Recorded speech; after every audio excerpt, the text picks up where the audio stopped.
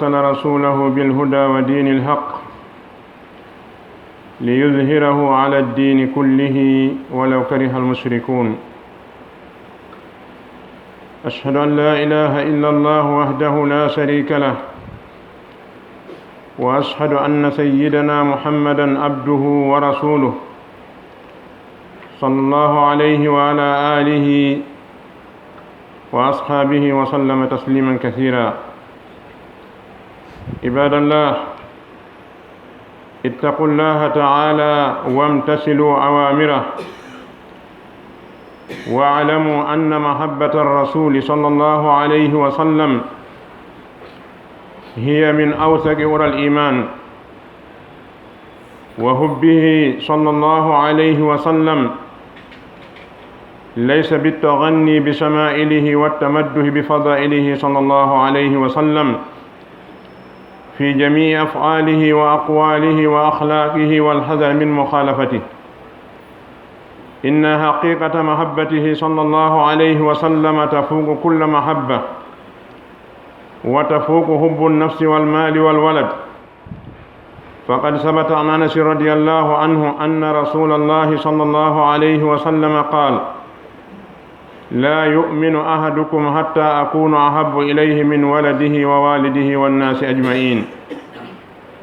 ومحبته تقتضي اتباع سنته والوقوف عند نهجه. وليت المسلمين اليوم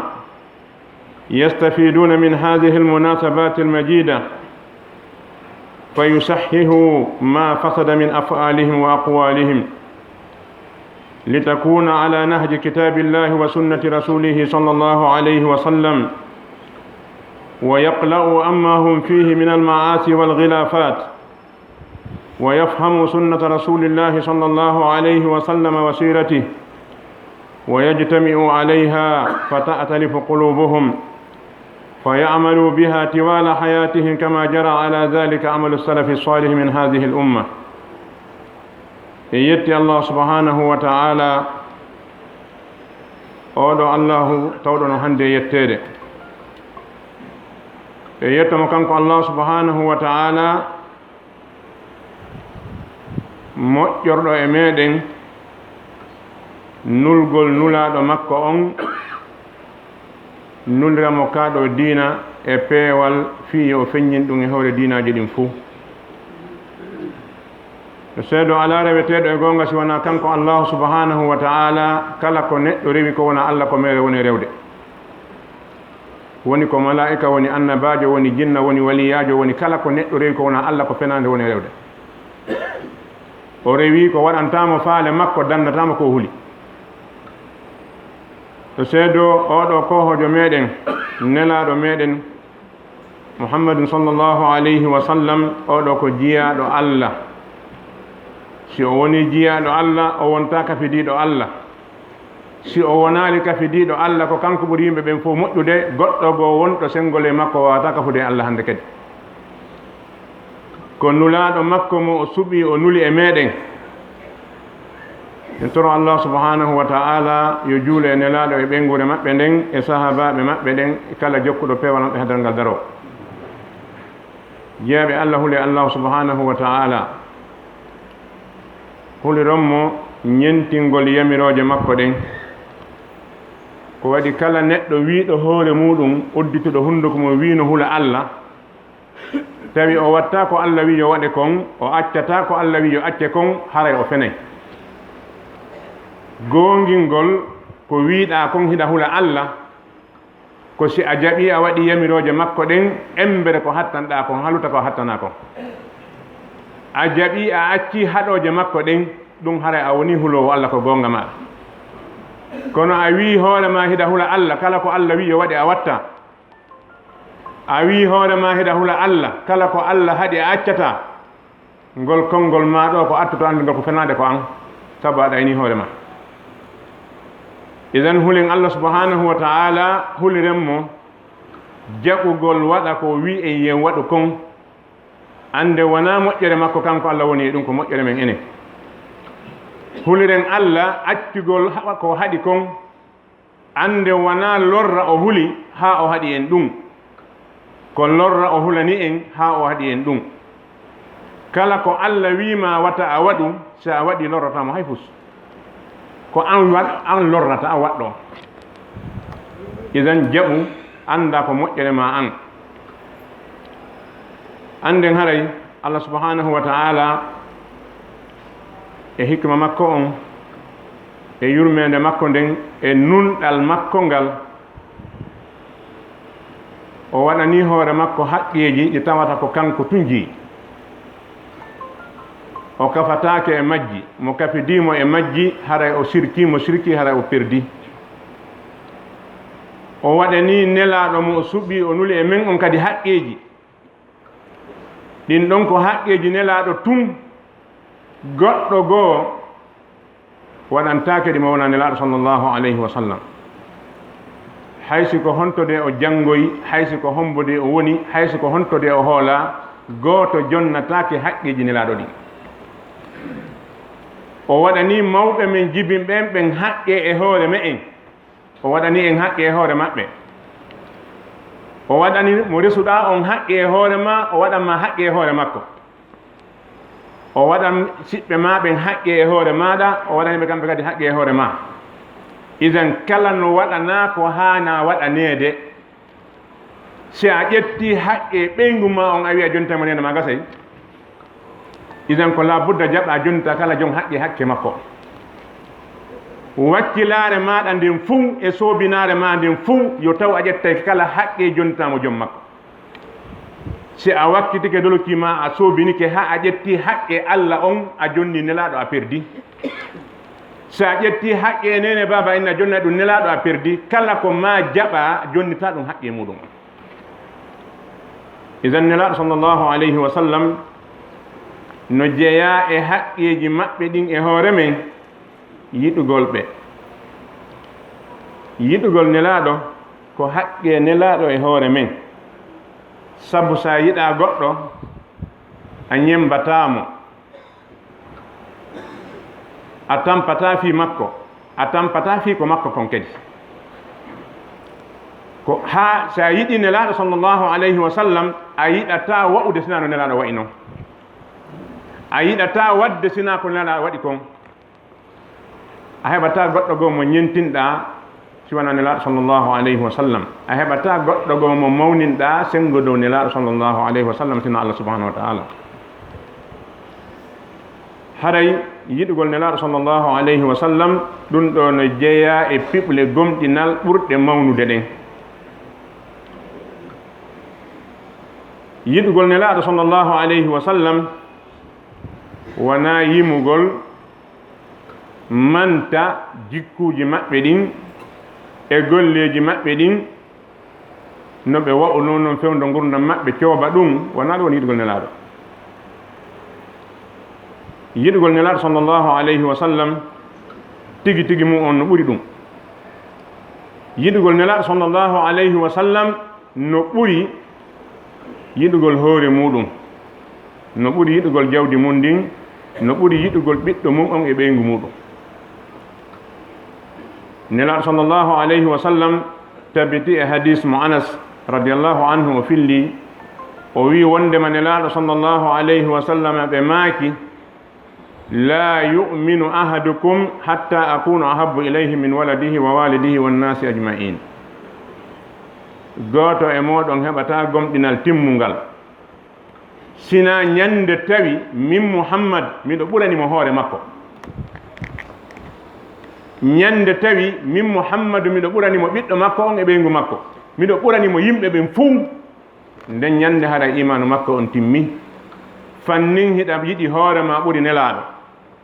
hiɗa yiɗi ɓiɗɗo ma on ɓuri nelaɗo hiɗa yiɗi goɗɗo e yimɓe ɓen ɓuri nelaɗo haɗa imanu ma on timmali haray yiɗugol nelaɗo sallllahu alayhi wa sallam ɗum no landima an wiɗo no yiɗi nelaɗo on jokkugol sunna maɓɓe on yiɗugol nelaɗo no landima jokkugol sunna nelaɗo on sallllahu alayhi wa sallam e daragol e laawol makko ngol hara ko e ngol yahata a sincanta hoore ma laawol ngo ko rewata yaha hanani no julɓe ɓen hara si tawi woni fewndike o fewndo mo wonɗen ɗo ndu lewru ndu wonɗen ndu geli ɗen ko lewru e lebbi ɗi nelaɗo sallllahu alayhi wa sallama jibinano e muɗum ɗi kono wawata wonde ka islam ye en ndaaru kala ka heɓuno ɗen moƴƴere waɗen ɗon juldere juldeje ɗen ɗuɗire en sabu ñande nelaɗo jibinano mawni en heeɓi ɗon moƴƴere kono ñande ɓe nula men kadi ko ñalande mawde ka ñande nde ɓe nela nden ñandade ko ñalande mawde noon ñande qur'ana fuɗɗi tippata ko ñalande mawde ñalaɗe mawɗe no heewi waɗde e gurdam ɗam si tawi kala ñalande ko heɓude moƴƴere mawde waɗede juldeje ɗen ɗuuɗe idan ko ɗum waɗi ko wawi wadde saria jama o wonde e makko hara lorraki ko Allah subhanahu wa ta'ala jaɓen daroɗen ɗon ko Allah wi e waɗu ko waɗen ko haɗen kon acce si en moƴƴinani hoore men ɗuuɗay si ɗuuɗi en acca wadde ko hande wadde ko waɗen ko en hana wadde idan hani julɓe ɓen ɓe naftora si hewti o fewndo anditigol jibinede nelaɗo sallllahu alayhi wa sallama ɗo ɗum nafa ɓe honɗum san sellingol taw konko bonno e kuuɗe maɓɓe ɗen e konnguɗi maɓɓe ɗin ɓe etoɓe wona e hoore laawol deftere Allah nden e sunna nelaɗon sallllahu alayhi wa sallam sabu sa ɗaɓɓa neɗɗo perduɗo ka hoore leydi ɗo no jeeya e alamati saqa ko hollata preuve hollayɗo o neɗɗo ɗo ko foftuɗo malkiso si o yiltitaki nde neɗɗo wiyete jokku deftere Allah nden mettamo no jeeya e alamati saqa nde neɗɗo wiyete jokku sunna nelaɗon tawa ɗum no muusi e makko mo wonɗa wono si tawi wi'ede jokku nelaɗo no sunne ma ka ɓernde maɗa hara ko wiide ashhadu anna muhammadan rasulullah kon ka hunduko woni naka ɓernde wona noon e ma fuɗɗigoy woɓɓe wolinogol nafaali ɓe he fus subhanahu wa ta'ala humpiti en ɗum kadi wiigol tum muhammadu ko nelaɗo watta goɗɗo julɗo ha jaɓa jokka ko addi kon jaɓa acca ko haɗi kon subhanahu wa ta'ala wi e woɓɓe arno wi nelaɗo ida ja'aka almunafiquna qalu nashhadu innaka la rasulullah wallahu ya'lamu innaka la rasulu wallahu yashhadu inna almunafiqina lakadibun naafiqi ɓen si ari tawima an muhammad ɓe wi'ay meɗen seedi an ko a nulaɗo Allah Allah wi himo andi ko a nelaɗo makko kono naafi mo seedi kanko Allah naafiqi ɓen ɓe fene ko waɗi ko wiyete nelaɗo ko honɗum ko arɗo yottinema goɗɗum ka idan nelaɗo hombo a jaɓi muhammad ko nelaɗo hombo koɓe makka ɓe nulimo ka koɓe madina ɓe nulimo ko mawɓe makko ɓe nulimo ka ko hombo nulimo ɓayde a wiya muhammad ko nelaɗo ma adda ko hombo nulimo ko honɗum o nula so a jaɓi ɗi ɗaɓɓiti ɗi ɗo on tumata ko wiɗa muhammad ko nulaɗo ko nafete muhammad ko nulaɗo hihi ko hombo nulimo so tawi wona yimɓe ɓe nulimo wona jinnaji ɗi nulimo na malaika ɓen ko hombo ko Allah hande kadi waɗɗike e hoore ma andugol ko honɗum Allah nuli muhammad si a andi ko honɗum Allah nuli muhammad si tawi ko a jon hakkil hara a feetali wawata Allah nula goɗɗo yahu wi'a kaari yo waɗɗum ɗo yo accu ɗum ɗo ngal nulal ara ha ngal hewtema acca ɗum ɗum waaloɗa waɗa ko faalaɗa kon inna han joni ko a julɗo ko fenade wonɗa idan seedagol ma muhammad ko nulaɗo ngol nafima wo tuma jaɓuɗa ko Allah nulimo kon jaɓuɗa no Allah nulirimo noon kadi siko waɗu jaɓa waɗu on siko accu jaɓa accu on kadi sa waɗa ɗum haɗa ko wolɗa kon ko fenade an e ɓeeɗa winoɓe nashhadu innaka la rasulullah kon gootum hana ni julɓe ɓen wattangol yila ɓe ɓoro e ko ɓe woni kon e geddi e lurre ɓe eto ɓerɗe maɓɓe ɗe wowodira e jundi gurdam maɓɓe ɗin no tawno ɓeeɗo moƴƴuɓe feƴƴuɓe attiɓen hoore ndiɗo leydi koye ɗum ɓe wowno ibadallah inna alamati hubbi rasuli sallllahu alayhi wa sallam يتمثل فيما يلي: اتباع سنة نبيكم محمد صلى الله عليه وسلم، ومعرفة سيرته في كل أمر من أمور دينكم في كل زمان من أزمانكم، والتأسي بها. قال الله تعالى: لقد كان لكم في رسول الله أسوة حسنة لمن كان يرجو الله واليوم الآخر وذكر الله كثيرا. وقد أمر سبحانه باتباع رسوله صلى الله عليه وسلم، وجعل هذا الاتباع سبيلا للهداية ووسيلة لنيل حبه وتحقيق رضاه وحصول غفرانه. وحذر الله من الإساءة إلى رسوله صلى الله عليه وسلم في حياته أو الإساءة إلى سنته بعد وفاته بتقديم غيرها عليها أو بمخالفتها والخروج على توجيهها بالنقص منها أو الزيادة عليها. فيقول الله عز وجل: يا أيها الذين آمنوا لا تقدموا بين يدي الله ورسوله واتقوا الله إن الله سميع عليم. jeyaɓe allah anden hare no jeeya e alamande ko hollata kon neɗɗo no yiɗi allah no yiɗi nelaɗo makko on, alamande yiɗugol nelaɗo on no yaltita e jokkugol sunna maɓɓe on kamɓe nelaɗo sallllahu alayhi wa sallam. so yiɗi nelaɗo ko hollata ko goonga ko woluɗa kon ko ya andaaru e nder hitande ñalɗiɗi ɓe hoorayno ɗin, si tawi a hoori a mara lorrat ka cellal maɗa hoora ɗin ɗon. si a waɗali ɗi tawa hiɗa jaɓi ɗin ɗon ko ɗi watte, ala goɗɗum ngo ko watte sina ɗin ɗon. ndaara julɗe ɗe ɓe juuluno ɗen juulaɗen ɗon, ndaara wirduji ɗi ɓe wirdino ɗi wirdoɗa ɗin ɗon. yamira yimɓe ɓen ko ɓe yamirno kon, nodda faade ko ɓe nodduno kon, siko ɗum waɗɗa haray ko gonga ma e leydi nelaɗo. kono so a ndaari goɗɗo fiihimo wele, fiihiɗa hoolimo, fiihimo cooba yeeso maɗa, a wi'i on no addi ko jokka ko wona nelaɗo, an tigi a holli wona nelaɗo jokkuɗa. ko waɗi seɗa mari wirdu, an tigi wirdu on adduɗo mo yiyetigima oɗo na wirdu mouhammad, ko wirdu ceerno kaari ni. o laynalima, o wi ko wirdu sayku kaari ni, o janfikema. poso winoma ko wirdu nelaɗo tena wirdu nelaɗo o janfikema, kono o laaɓanima poso wona wirdu nelaɗo, ko wirdu ceerno kaari on ni, ko laawol makko ni. a maƴƴi a jokki ɗum ɗon, a acci ko nelaɗo wonno e hoore mum kon, a wi an wondema harayɗa mari hakkille, ko a feeto ɗo na gonga falɗa. moƴƴimɓe laawi ɓen fop ɓe laaɓani jama on reedu, ko waɗi ko woni fenade kon ɓe dambi e joom fenade nden, ɓe dambale nelaɗo. lutti hannde kadi si a gollirta hakkil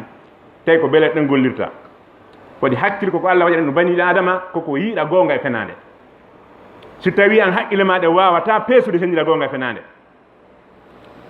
neɗɗo arɗo ɓaawo nelaɗo mo wona sahabajo, wona taabi, wona gooto e karamo ko ɓe yanganiɓe kaɗo dina ha ka tabiti, immiɗo tunɗani fini setani fijiri ɗum wi kañum kadi no addi goɗɗum, mo tawata no wawi aƴade ha wiya mo yii ɓeɗo yiiri ɓe yitere maɓɓe nde o naata e aljanna. man haula yiiɓe nelaɗo sumi ka waɗali, ta wiide abou diahal yiyal nelaɗo, ta wiide abou lahab yiyal nelaɗo, hiɗa wawi yiide hoorejo naafi qiɓɓe madina yiyal nelaɗo. si yi'uɓe nelaɗo sumi e hoore ɓe yi nelaɗo, bal abdoullahi bun ubay bun salul o juuli ɓaawo nelaɗo ka ñande nde o waalino fure kanko abdoullahi bun ubay bun salul, ɓiɗɗo makko on abdoullahi arno ha tawi nelaɗo, o wi baabe ngam maayi, naafigi on fof kanko woni hoore makko. o wi kono miɗo faala yo on okkan dolokke mon on mi waɗanaɓe kasangue. abdoullahi bun ubay bun salul o wi himo faala yo nelaɗo ƴetta dolokke mum on okka mo waɗna be makko hoore jo naafigi ɓen kasangue. nelaɗo ndaari suka on ɓayto gomɗinɗo, ɓe waɗirali fi o to, ɓe waɗiri fi gomɗinɗo on, ɓe ƴetti dolokke on ɓe jonni abdoullahi yo naɓo waɗana ben makko kasangue. ɓe andi ɗum fatama hay fus, ko waɗi o gomɗina o haɓi islamu ciɓiji ɗi e noneji ɗi fof kene e gunɗo haysi ko honɗum nde o holtina o naɓira lakara nafatama goɗɗum kono sabu teddingol ɓiɗɗo makko on ɓay ko gomɗinɗo sabu moƴƴagol e makko nelaɗo ƴettadoloke mum jonni waɗa makko sangue oɗo yi nelaɗo o surirama doloke nelaɗo on kono himo jeeyaɓe Allah wi ɓen innal munafiqina fi darki asfali min annar nafaale mo hay fus ko hondatuma makko ba immoto ñaama ha hara wakkito jinda ka hawre leydi ɗo wiya menen mo yii men hara o naata e aljanna hali hada yattaqillah est ce que on andi Allah taw est ce que on hula Allah est ce que on andi ko mbo woni Allah taw gonginɗo siga ɗum ɗo on jaɓi ɗum ha wi ɗum est ce que on waɗi hakkil insanu laiba seytanu bi ko neɗɗo mo seytane fijiri si wona ɗum bani adama wata darade yeeso ma yettoma min sa yila naata e aljanna jaɓa ɗum holoɗa hay mo wima si a yiila a naata e France a jaɓata hoolade ɗum ka idan kon yo yiɓeta ɗum ɓeeɗo suufiyankoɓe ko alda e jantagol inde goto e maɓɓe mari noneji surtout hiɓe majjude hiɓe majjinde kadi hiɓe noddude e fenade battidira ɗum e ko nelaɗo addi ko wiya ɗum ɗon fof ko gotum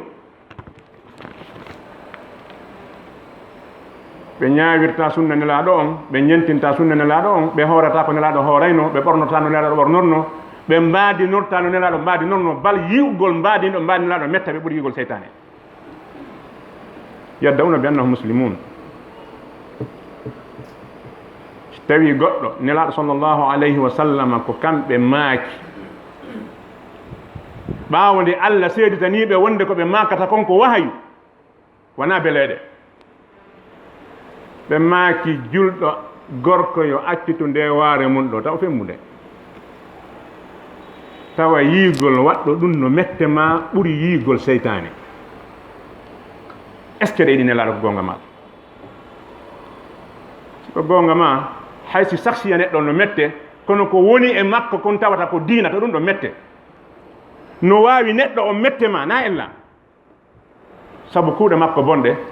sabu jikku makko bonɗo sabu polko moddema makko bonɗo no wawi wonde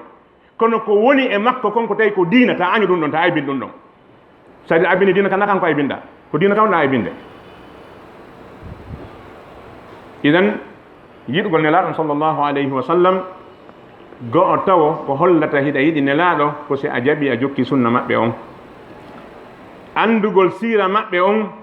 e nokku fof e yamirore kala e zamanu kala ko waɗi si neɗɗo on anda siira nelaɗon sallllahu alayhi wa sallam o heɓa pegge hewɗe goy a wawata andude no wurdira yimɓe ɓen ko si a andi siira nelaɗon sallllahu alayhi wa sallam anda ko honɗum attinte ko honɗum sakkintinte sina ɗum a haɓɓoto ko gasuno madina ko gasa e makka aɗo madina gasata nelaɗo sallllahu alayhi wa sallam ɓe wuuri makka duuɓi 13 ɓawde ɓe wi ashhadu an la ilaha illallah wa anni rasulullah sanamu no rewede ɗon piiji ɗin fof no waɗede ɗon kono ko ɓe hatti ko e yamirgol haɗa ɓe forsali ɓe dartaki yennuɗo ɓe piirali e piiruɗo ɓe goɗɗo piyay ɓe fanka ɓittini ɓe ha tawi ko ɓe heɓɓitorta ko honɗum ko doggugol sahaba ɓen ɓittina ha tawi ko ɓe heɓɓitorta ko honɗum ko doggugol fi honɗum tawi nden ñande si ɓe dartake gasata ko woni ɓe haɓde ko no ɓuri ɓe no jeeya e feetere dartagol ko ɓuri ɗum ndaaru hunde nden ɗo ya dartade nde anda hiisi mi dartake nde ɗo mi ittani mi hetta nokkure nde dartoɗa kono si tawi woni si a dartike ko a woni e iwde a ɓura nelaɗo cuucal a ɓuraɓe hikma a ɓura sahaba ɓen cuucal ɓuraɓe hikma ko addi ha ɓe doggi kon ɓe fattoyi si fewno ɗon fewnude an kadi adde ha dogga fattoyɗa so wina ɗum a soñjoto ɗum ko fawata ɗum neɗɗo ko angal andugol sira nelaɗon sallllahu alayhi wa sallam iden neɗɗo no hani andude sira nelaɗon fi yo andu no wurirda yimɓe ɓen e zamanuji en fof haray subhanahu wa ta'ala o wi en no wodani en ka ñentinen siɗa faalamo ñemba e juulugol ko nelaɗo siɗa faalamo ñemba e horugol ko nelaɗo siɗa faalamo ñemba e jantagol Allah ko nelaɗo siɗa faalamo ñemba e ittugol sadaka ko nelaɗo laqad kana lakum fi rasulillahi uswatun hasana walakin liman kana yarjullaha wal yawmal akhir wona neɗɗo wo neɗɗo ko tawɗo no andi pellet o immoto yawmal qiyama o yoɓe yoɓowo ton o yoɓata sina waɗɗa ko nelaɗo wanno kon sa ƴetti ko marɗa kon fof a funsi tawi na e laawol islamu waɗɗa na no nelaɗo wirno warruɗa na fi Allah waɗɗa nafatama hay fof so yawmal qiyama so a juuli ha a waɗi waɗe piliyeje ɗo daragol si tawi na e hoore laawol nelaɗo wonɗa nafatama hay fof ɗawayno yangade goy Allah subhanahu wa ta'ala helata koyɗe ma fiiɗa lundi nelaɗo ɗo o fusata guide maɗen fiiɗum o fusata noppi maɗen fiiɗum si a immi ka a wi ko jokkugol waliyaɓe waɗɓe hoore mum waliɓe na Allah wi ko ɓe waligoy a addata e qur'ana ka Allah wi ko ɓe waliɓe Allah ko wi o inna awliya Allah alladina amanu wa kanu yattaqun ko woni waliyo Allah ko neɗɗo gomɗinɗo tawi o huula e Allah kadi wona enen jotto wiya oɗo ko waliyu ni anda ɓen anda gondoji makko ɗi hiɗe wawi no wiide ono wakkili mo tinni yo Allah yoɓo ko ɓuuri moƴƴude ɗa wawi wiide ɗum ɗon kono himo moƴƴi ka Allah e wawata woldegol konngol par ce que en anda ko noon gondoji makko hakkude makko e Allah koko feeñi e makko ko woni en wolde bani adama wonɗo wo wonɗo si wona nelaɗo sallllahu alayhi wa sallam e sappoɓe ɓe seedanino naata e aljanna ɓe wuuri ɓen ko a yoɓo e hakkude kaari ko makko bawima wakkili o naata e aljanna ɗum anda ɗum kaari ko bulaw mo heewi bonnere o naata yiite anda ɗum ko waɗi goɗɗo no wawi naatude aljanna fi golle hum gotum pet goɗɗo no naata yiite fi golle hum gotum pet a anda ko honɗum e honɗum golle ɓayna a jokkimo no winde golle makko ɗen nelaɗo sallllahu alayhi wa sallam maka ni en goɗɗo naati aljanna golle makko ɗen ko jeynugol wonno yeeygol hoore mum woni golle makko ɗen o mara julde o mara korka o mara zakka o mara hajjo o mara golle moƴƴe fus ko heɓi wo ko waɗi ko weeli Allah subhanahu wa ta'ala e gurdam makko ɗan ko honɗum ko yigol barere no ɗonɗa o yarnano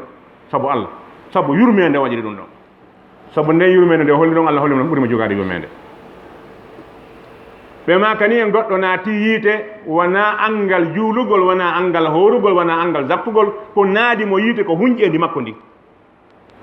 hendagol ñaari on huma ko nokku gotu o ñammi naari ko accaa ko ɗaɓɓana hoore makko ko ñama ko letti hega ko humi ɗon hakkum maayi ndin hunƴendi nde waɗi ɗon Allah yoɓɓirimo sika ɗum yiite na fi o juula o na fi o hoora idan goɗɗo no golla golle hum gotum pet ko wela Allah o naata aljanna wono tawiri noon goɗɗo no golla golle goote pet e tikkina Allah o naata yiite idan a wawata taƴande bani adama moƴƴere a taƴantama kadi bone ma dama himo e nder safowol julɓe ɓe so tawi ko a joom hakkille idan haray yentigol nelaɗo sallllahu alayhi wa sallam ɗum ɗo ko alamade yiɗugol mo yiɗugol nelaɗo sallllahu alayhi wa sallama ko ɗum ɗo ko wasila e wasilaji peewal ngal si a jokki nelaɗo haray a heeɓi peewal subhanahu wa ta'ala o wi nelaɗo qul in kuntum tuhibbuna Allah fattabi'uni yuhibbukumullah in kuntum tuhibbuna Allah fattabi'uni wa ba'da dhalika yuhibbukumullah wa yaghfir lakum dhunubakum no hani julɗo fof julɗo wonɗo yangade fi moƴƴere yo o wallin o aya yeeso makko o daramo moƴƴa hiɗa yiɗi Allah miɗo yiɗi Allah awa ko ɗum nafiray ma wo ko sa jokki Muhammad sa yiɗi Allah ha heewi ɓernde ma ndin tew a yiɗi Allah ko goto yiɗali Allah a wi an a yurata ɓawa Muhammad nafatama hay pus Allah yiɗatama ko waɗɗa wo ko waɗɗa Allah yiɗima wotuma jokkuɗa Muhammad sa ƴetti jawdi ma ndin ma jahuma on ma gandal ma ngal fuu ma laamu ma ɗo ngun a utilise ha lanni few tawi wona e laawol Muhammadu rewnuɗa ɗum Allah mara haaje muɗum wa nelaɗo sallllahu alayhi wa sallam ñandegoɓe maaki law kana Musa bun Imrana kana hayyan ma wasi'ahu illa ittiba'i Musa ko annabajo heɓuɗo darje yewtidugol e Allah subhanahu wa ta'ala siko wali wiyagal feƴƴata ɗon ka goto heɓata darja ɓuri mo Musa heɓi on tawa an e Allah o yewte wona téléphone ko yo wolu nana jaaboɗa hakken ko ɗum weltinimo yehi ha tawi mo faalamo yiide tawi gasata yehi ha tawi o nani kono yonali mo faala yiide kadi qala rabbi arini andur ileyka Allah holla noon mi yi e ma Allah wi lan tarani walakin andur ilal jabal Allah wi a yi a taalan kono so hattuno ka yiya taalan ɗon la Allah adda sikke e ɓernde Musa nden ka kono fii o anndu hi ko Allah woni e yewtidude kono o wawatamo yiide par ce que ɗon fanɗal gite makko ɗe wata yiide ɗum noon yiitere ko aala no woodi ha kande wawi yi'ude no woodi ko nde wawata yiide idan o wi lan tarani walakin unzur ila aljabali fa in istaqarra makana fa sawfa tarani exemple waɗanimo ndaaru fello ngo yeeso ma ɗon singo tabiti kango woni ɗon ngo bonali no gasa yi'ami en fof eɗen andi ko honno wonno résultat fa lamma tajalla rabbuhu lil jabali ja'alahu maha ja'alahu dakka wa garra Musa sa'iqa falamma afaqa maha qala idan kanko o andi ɗon hi konko o yi ɗon ngon fello ngo yi no munco ɗon ko munci ngon fello ɗon ko hayne fello ngon ɗon kon hande kadi wonta sikkitude ha o maaya idan oɗo Musa mo tawi ko ɗum ɗo o heɓi ɗum ɗo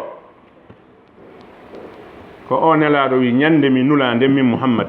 gila ñande tippinayi en ya ayyuhal muddassir qum fa anzir gila ñande mi nula si haray mo wuruno fen ɗo o ma yaali o wawata no wonde diina makko kam ma o jokkanmi o woni no goto e sahabaɓe am o yura no ɓawa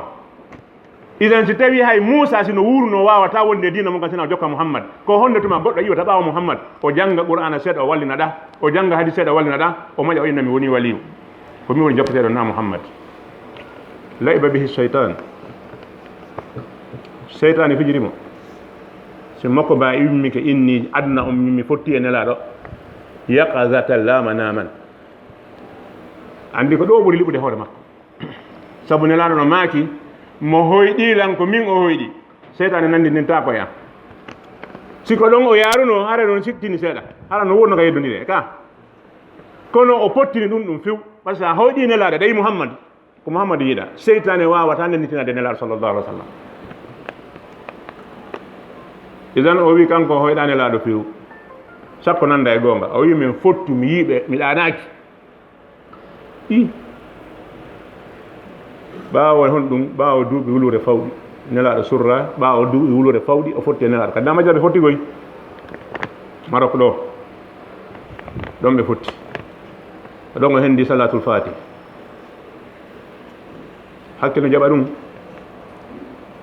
hakkil jon hakkil fuu jaɓata ɗum ko jaɓata ɗum wo ko neɗɗo mo tawi ko beleɗe ɗen o daarirta wona hakkil makko kin si wona ɗum mi wawata yahude ka marteleɗo mera ɗo mi yiyata mi fotti ɗo nelaɗo jaɓa noon lan ɗum so tawi ɗo gollide haqqille mon en ka idan oɗo adduɗo salatul fatih kanko kadi o laaɓan tagore nden pos o wi o fottu e nelaɗo ñalorma teɗɗan o hoyɗaɓe kadi wona Madina ka ɓe surra toon dey wona fewno ɓe wuuri dey ko Marok ɗo ɓe fotti ɓawo duuɓi wulure ka nelaɗo ma e surraɗo ɓe jonnimo salatul fatih o wi'i nanelaɗo wiɗi ngoy o wi'i salatul fatih no ɓuri qur'ana laabi guluji jeeɗiɗi no windi ka deftere makko nde montaki nde yeyede maktobuji ɗi fof sakko wona ko ngaygu makko par ce que goɗɗo winduno ɗum e hoore makko ine ko gaña makko ka kono ko kanko windi ka deftere makko qirriti ɗum jokkuɓe moɓen kadi no qirriti ɗum hiɓe noddude ɗum woɓɓe ne yoɗa ɗo radio e wola ɗum idan fa amma zabadu fa yadhabu jufa'an wa amma ma yanfa'u nnas fa yamkusu fi l-ard fenande ko nde pentirawo ko nde finançawo ko nde wakkilanawo ko nde fenande bimbi weetay fof anda ɗum ko fenande ni haray Allah subhanahu wa ta'ala aski yiɗgol nelaɗo sallllahu alayhi wa sallam o arsita en jokkugol sunna nelaɗo on o danda en wuupugol jokkugol nelaɗo jokka goɗɗum gooto kala neɗɗo woni karamo kojo woni waliyajo woni wonɗo o wonɗo ko hananimo kon ko daragol becce na daragol hakkude hino laawol ngol ko nelaɗo jokkete min jokkete kala wiɗoma ko min jokkete kala wiɗoma ko min addi ɗum ɗo harana Muhammad mortiɗa mari hakkille mari ko yodda e on ɗon ka min addi wahay tippike ma so woli ɗum heeɓi probléme so wi hi ko probléme ka Allah nulma so wi hi ko probléme ka a hoyɗu dina ittatake koyɗi ko honno addirɗa an goɗɗum ko nelaɗo addano idan kala adduɗo ko waɗi wirdorte ma ko juulete ma ko jangete o wi ko min addi tawi wona nelaɗo haray oɗo koye fenande o woni hay si tawi no wigol o fena ko fenande o woli yirbine leydi ndin ko fenande ko waɗi gila ka hawre leydi ɗo ara ɗen penale no moƴƴinede siga maƴƴe yo moƴƴinede tiiɗine kadi jama wi ɓurgi ɗurde gin kadi ko siga ɗum yata e muɗum sabu ko ɗum setane cuɗata koye ɗum kadi defante ñaame ko ɗum kalisi funsete ko ɗum wattino jokka nafi goɗɗum gogoy subhanahu wa taala ko wi en falyahdari alladina yukhalifuna an amrihi an yusibahum fitna an tusibahum fitnatun aw yusibahum adabun alim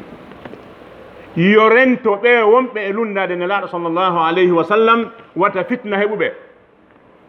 sa a wallini laawol nelaɗo on hay so a noddi neɗɗo sunnagoy sa ƴetti koyngal ma gotal waɗi ka sunna waɗi ngal ka yaasi to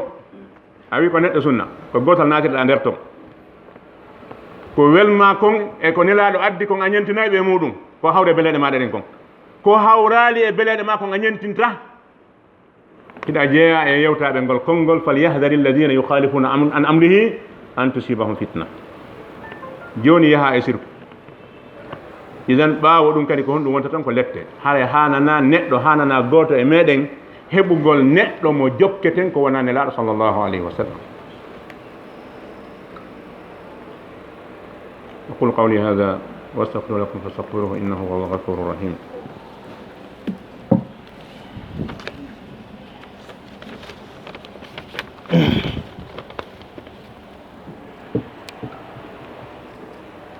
الحمد لله الذي أنعم علينا برسوله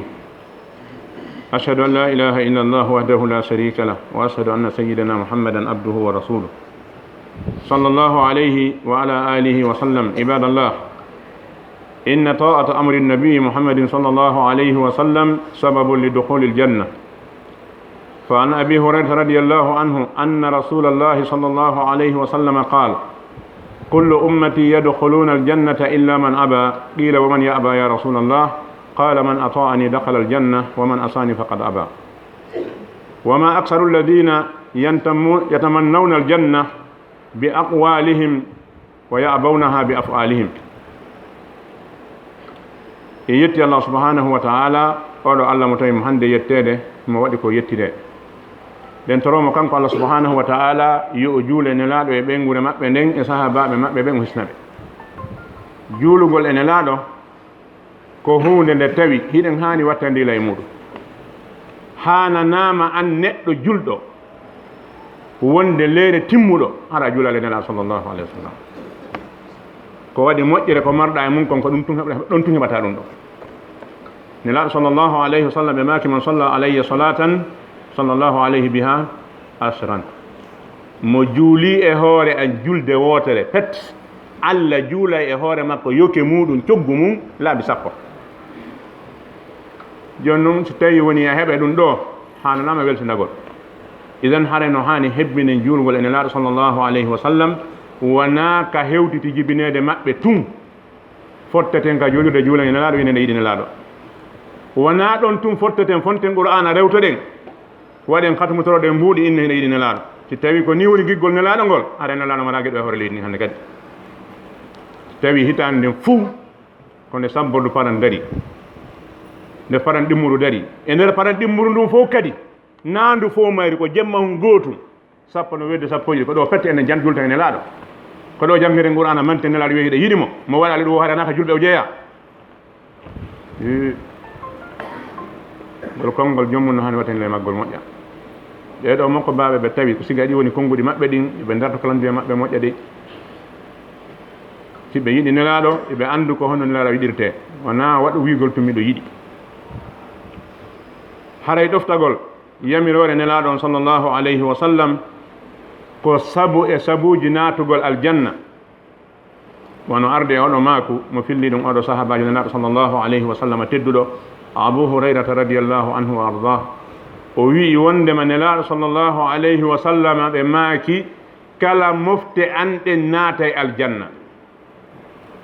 yani notiɓe ɓe noddadu makko ɗum fuu ɓe naata e aljanna si wona saliɗo natugol ngol wiigol maɓɓe ngol sina on saliɗo hawni sahabaɓe sabu haaka ɓe andi ɓe reeriɗani aljanna ɗon si innama goɗɗo no salo natugol aljanna ɗum hawnayɓe kamɓe idan ɓe landiti nelaɗo sallllahu alayhi wa sallam e nelaɗo ko hombo saloto natugol aljanna weeɓi to noppi ma ɗi moƴƴa nana ko hombo salato natugol aljanna nelaɗo maki man ata'ani dakhala aljanna wa man asani faqad aba mo ɗoftike lan o naata e aljanna mo yeddi lan haray ko kanko sali idan ndaaru est ce que ɗa ɗofti nelaɗo sallllahu alayhi wa sallam an daranta hoore ma na goɗɗo jokkama darani ma goy ko an ñawan hoore ma hasban hoore ma ka julɗe ma ka korka ma ka zakka ma ka hajju ma e golleji ma ɗi wonɗa wadde ɗin fop est ce que ɗa tefude anda ko hono nelaɗo warrunoɗo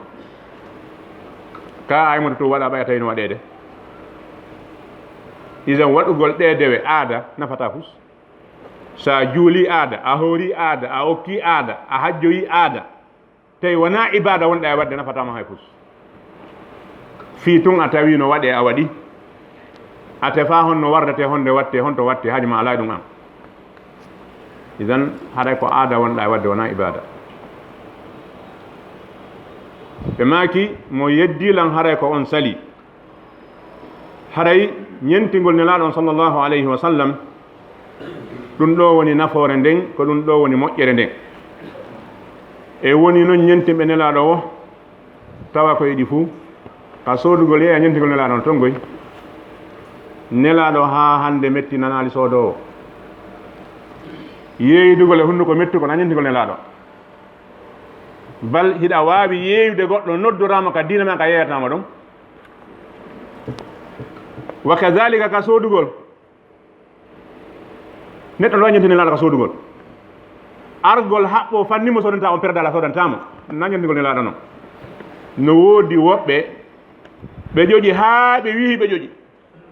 so ɓe ari soodugol kunɗo fannimɓe andale ko jelu perduɗa makko ɓe sodta tawile ko addi o yeygol ka marché ko fiyo heɓu ko adduma ka marché ko fiya heɓu mo kala ko addi ɗum ɗo ko fiyo heɓu an koya a yeeyu yimɓe ɓen heɓa sa sodande goɗɗo nayo heɓu est ce que jikkuma no moƴƴi nelaɗo nano waw noon e to an kadi siɗa sodande goɗɗo sa yi o ɓernde yeeso makko ngon hentaki o weltaki ɓeydanmo ha o welto sodanama mo welti kono a okkortama sodantama kadi mo heeɓi ɗum goɓɓe allah honnuno jikku nelaɗo noon na jikku nelaɗo noon sallllahu alayhi wa sallam idan jikkuji naɗi nokkeli ɗin fuu haɗa ko ma jaɓen ñentinemɓe ka jikkuji maɓɓe jaɓen golleji men ɗin fuu ka juma ɗo ka julɗe jama ka jokkere enɗanji meɗen ka jokkugol fureji meɗen ka association ji meɗen jokkere enɗan tawa hiɗen ñentinde nelaɗo e muɗum tawa na yahugol to waɗa beleɗe ko woni wo ko beleɗe ɗe min tawi fewjowo on ko min tu wiyata ko yanni o ko min on heeɓi fewjowo bonɗo fewjowo wona ƴettowo feere e min tun ana on ka ɗuuɗi o haɗa ko holle seytane eto saria o ko ɗum ɗo wi ko ɗum ɗo yaade saria o ni makko ba yewtirta kono woni o min sina ɗum ɗon awa sina ɗum haɗa makkilaki ko neɗɗo beleɗe a hana wonde yeeso jama idan jaɓe ñentine nelaɗo sallllahu alih w sallam e piiji ɗin fuu sabu ɗi fuu ɓe waɗi ɓe soodi ɓe yeeyi ɓe denni ɓe peeri ɓe heeɓi feƴƴiɓe ɓe surroyiɓe ɓe heeɓi ardiɓe ɓe tawata no hana waɗanede goɗɗo ɓe waɗaniɓe ɗum idan kala ko faalaɗa wadde sa landi ka nelaɗo heeɓay kono ɓe warruno tawi ko gonga falɗa so tawina ɗum faalaɗa sen daari hande bidi aaji ɗi jogiɗen ɗin telen ka maydeji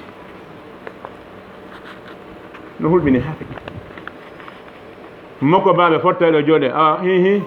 du'oɗen ndaare ha tawe ko oɗo woni makko ba on ɓay ko ɓuri ko fu ne jano min ardini on ɗo wakkilani en ɗon awa kon ɗum wonɗen e wadde wiyama ko du'agol ara hena ko ɗum e wadde kadi andi fanni goɗɗum siñca ka ɓeyda watta hordo on haɗa ɓerna makko nde walaki ɗo ke sambe heɓitoto awa waɗen astahfirullah laabi sappo qul huwallahu sappo e go fatiha laabi tati ɗum ɗo ɗum ɗo ɗum ɗo ɗum ɗo hunde mum ala ko timmata wallahi an tigi jooɗi ɗo on sa ndaari a tawa hunde mum ala kone timmude ɓay goɗɗo ko yaawi ɗengal ko ɗiggini qur'ana o wata jangde qul huwallahu laabi sappo e go nder minute goto ka qul huwallahu laabi sappo e go wonta minute tawa ɗum ɗum feƴƴanoma goɗɗum ngo ari kadi idan haray wattane yila moko baaɓe ardinaɓen ka misiddaji woni ka juulirɗe woni ka kawte woni kala ka on ɗa moko ba ardinaɗo ɓay pellete ko allandoyte sa anda wiya anda nani ta waɗa hoorema andul hara anda soña jama yamira ko boni ma haɗa ko moƴƴi catoɗa e hoore ɗum ɗo maytete maɗum idan siko sunna on ƴettude ɗum ɗuuɗa ko mayɗo waɗante ɗuuɗa kono no mari nafoore ko waɗi ko waɗanɗa mayɗo o wo koko Allah ƴetti gon hewtatamo ka sa hirsiɗo nayi temedere ko kilo jol neɓantama e ɗon ko gabru ko si baraji heɓi ke toon goto ma ɗiɗi ma tati Allah ƴetta ɗum ɗon jonnoyamo ka si baraji heɓaki ko no hendoto si a gollirani no baraji heɓorto Allah ƴettay isan ko yangi wonɗa bonnude ko la budda wattane yila ko wonɗen e wadde kon wona enen naɓata siɗa du'anade mayɗo ma waɗanamo sadaka na an naɓata ɓe jokkuɓe ma ɗo ko ɓe woni windude